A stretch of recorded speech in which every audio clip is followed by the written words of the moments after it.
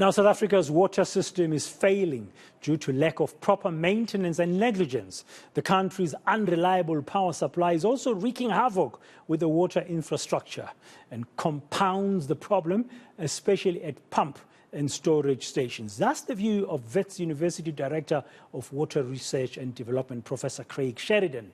Professor Sheridan is joining me now here on Today just to discuss more about his views on this pressing issue. Prof, good afternoon. Welcome to Today, and thank you very much for your time. I mean, it's like a double whammy in a way. We have the load shedding that's impacting on the proper running of infrastructure, water pumping infrastructure, the pumps at water treatment plants. I mean, one is actually exacerbating the other. Yes, I think that is actually the case at the moment. I think the systems are all manageable on their own, but they all lean on top of each other. And when you start getting failure on one system, it always impacts the next one. And I personally think that the power outages are having quite a lot of impact on the water systems at the moment. Yeah, and we've seen also challenges with sewage spillage. And one would assume what's playing out with the Rooiwal water treatment plant in Hammanskraal is just one area. Because in December, I think we saw some sewage spills on the beaches in Cape Town and in KZN. Yeah, I've got photographs of defunct sewage treatment plants that are like 10 years ago.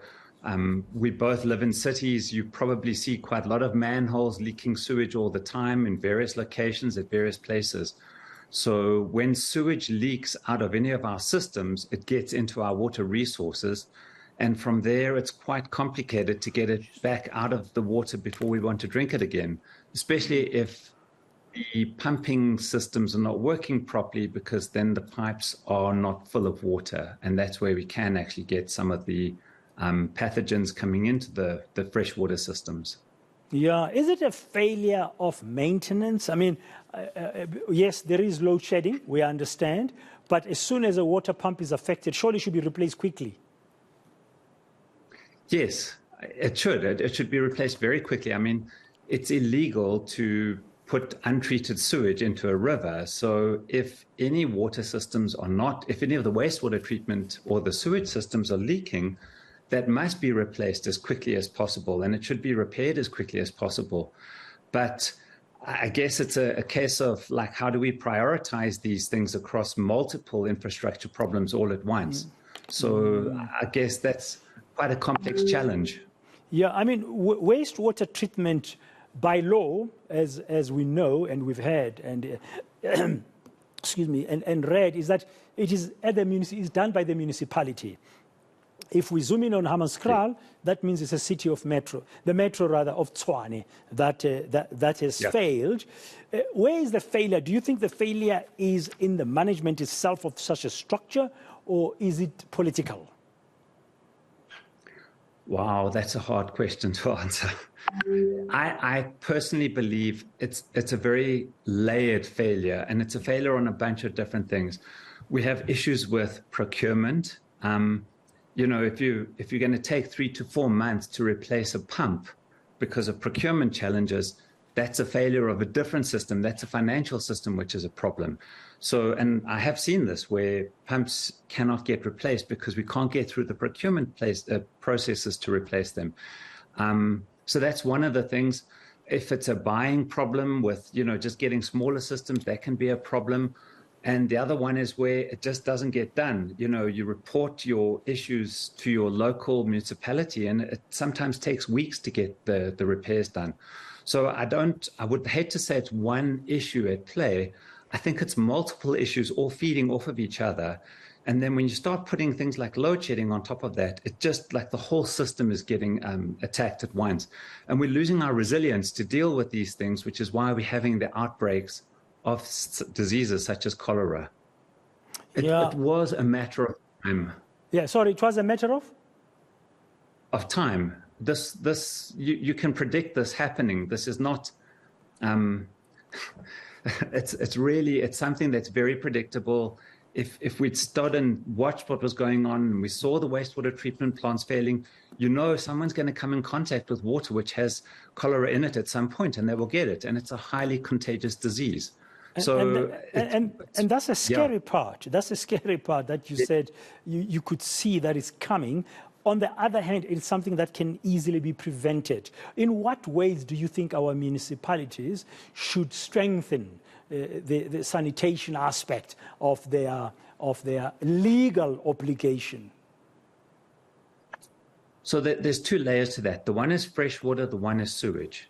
If there are fresh water issues, municipalities should be issuing what they call boil advisories. And the problem is we've become quite accusatory towards our municipalities if anything's not right. If things are not right, the municipality should communicate straight away, boil your water before you're drinking it. That would immediately start to save lives. In terms of the sanitation challenges, this is very expensive. These wastewater treatment plants cost millions to hundreds of millions into the billions, depending on the size. So we've neglected these for a long time. It's going to take us a lot of money and a lot of effort to get those fixed. But on the freshwater side, it's not very difficult. We can get the chlorine back in our water quite quickly. It's not expensive. I did some calculations today. You can buy a little chlorine floater canister for a JoJo tank that will treat 45,000 liters of water for 2 weeks. That costs 120 Rand. It's not a huge amount of money. So it's really a case of like, how do we get the right chemicals to right people at the right time, or get the advice to people at the right time, which is things like the boil advisory. If you're living in Hammanskraal and you're drinking the water, you've got to boil it for at least a minute before you drink it. If you can't boil it, put a teaspoon of jik, and I use the brand name because maybe I shouldn't, but I want to use it because everyone knows what jik is. Regular jik, unscented, a teaspoon in 20 liters of water, you will be safe. You won't die of cholera if you're drinking that water. And just leave it for half an hour. Doesn't taste great, but lousy tasting water is infinitely better than dying. Yeah, and that's, for me, that's an important message to get out there. And we should all be communicating that message as much as possible right now. Yeah, boil the water for at least a minute if you can. If you can't, you can access jik. There's nothing wrong in mentioning jik. We all grew up with jik, and when you say jik, people know what you're talking about. There's many brands today, so it's okay. Yes.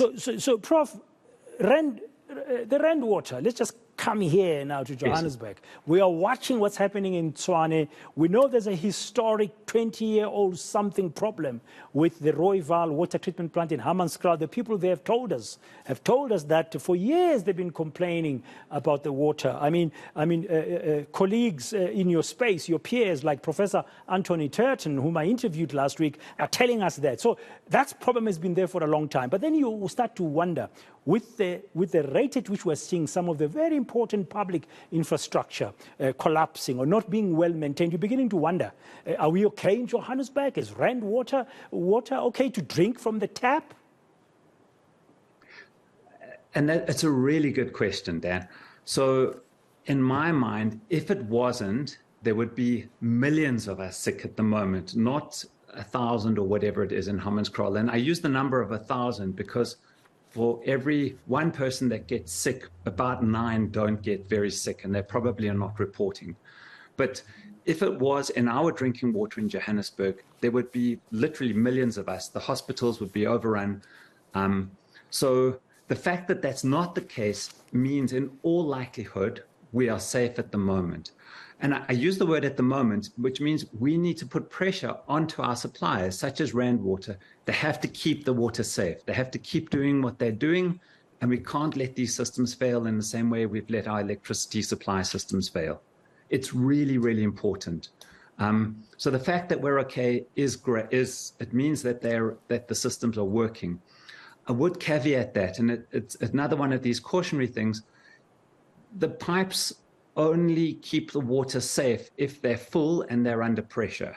So when Rand Water chlorinates the water, they have what they call a residual chlorine, and that's a little bit of chlorine that's too much, so that as the water flows down the pipe to your house, it carries on keeping the water sterile, and it stops new things from growing in there.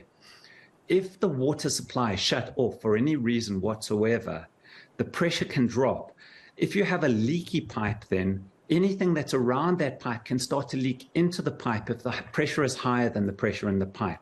Now, we know that the sewage systems are not working particularly well, and there's a lot of sewage all over the place. We've seen it. We know this is the case. And what that means that when the water's switched off, sewage can get into our drinking water supply system, and that's a problem. So again, if you're in an area where your water supply system has been shut off for a day, or you're seeing the pressure drop and it gets lower and lower, I would recommend before you drink the water, put 20 liters aside and put a teaspoon of Jik in that water, just while the systems become repressurized and that chlorine comes down the system towards you again. You don't want to drink that first flush of water that's coming out of the empty pipe, because that may not be safe. Yeah, so it's a teaspoon of Jik in 20 liters of water. Or 2 drops in a liter. That's the other one. They're both easy to remember. Yeah, you don't want to be putting too much. Yeah, okay. Now, Prof, the other question I have for you, I think you've mentioned it somehow in answering one of my questions, but as we conclude, I just want your view on what actually would need to change drastically for us to ensure going forward in the country that we are accessing, drinking safe and clean water at all levels, especially in our big metros, because the population growth is massive as people migrate for better opportunities. My personal feeling is that we've got to start getting our civic planning right. We've got to start getting the projections right, knowing how many people are coming into our cities, getting those stats right. We have to, and I mean, again, this is a really complex answer. We can't have another 10 million people living in informal settlements in Gauteng, because it's just unsustainable. How do we get fresh water to those people? And if we don't provide sanitation and sewage to those people, their waste ends in the river. So it's really around getting our cities and our political class to start planning properly around this problem. It's not going to go away. We can only see more people coming to the cities. We've got to plan properly, do it up front, and then we've got to start to renovate and revamp our public and civic infrastructure in such a way that we provide services. And, you know, with the story's old, it's always in the rural areas where the funds dissipate and they dwindle quite quickly. So we see the service delivery protests. Metros are a different story. And, you know, when you've got 15 million people, it's a lot of people that you can really make quite quickly. And it's not a small and isolated event then. So I think we've got to get planning at the highest levels, getting people thinking about this. And as society, I think we need to value water. You know, it's our second most critical resource.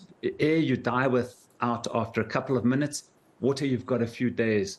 It's not like food and energy and these things where you can actually go for quite a long time. Water is really an important thing, and we don't value it enough because it comes out of a tap and we don't see where it comes from. And then we flush it down a sewer and we don't see where it goes to.